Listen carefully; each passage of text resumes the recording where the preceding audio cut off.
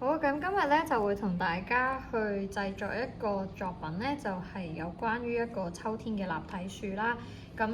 準備嘅材料好簡單嘅啫，首先可以準備一張白色嘅色紙啦，咁然後咧有橙色嘅色紙啦、黃色嘅色紙，咁同埋有啲工具咧就係雙面膠紙、鉸剪同埋一啲嘅顏色筆。咁製作咧好簡單嘅啫，首先咧就將一個白色嘅字咧可以剪一個圓形，咁然後咧可以喺底上邊咧就整一個用顏色筆去畫一個嘅樹幹嘅，咁就好似呢一個咁樣。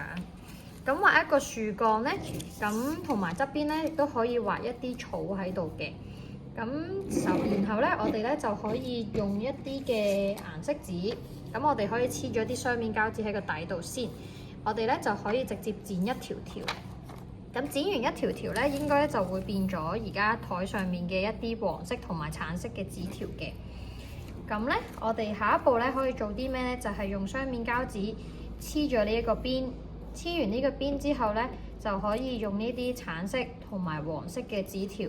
直接黐上去，間住黐上去，係要用冇膠紙嗰邊嘅黐上去。咁然後咧，將所有都黐晒上去，為之一個半圓形，大概半圓形啦。咁我哋可以咧就將每一條顏色捲住咁樣，一路扭，扭幾多個圈唔緊要嘅，都要視乎翻究竟嗰條紙條幾大啦、幾長啦咁。咁大概扭到差唔多啦，咁就可以喺膠紙位度搣咗佢出嚟，然後直接黐上去。跟住下一條又係扭，跟住有膠紙搣咗佢，跟住黐上去。咁咧，將所有呢啲紙條黐晒落去個樹幹或者係側邊個位置嘅時候咧，咁個作品咧就會變咗係一個立體嘅樹噶啦。咁呢個作品就完成啦。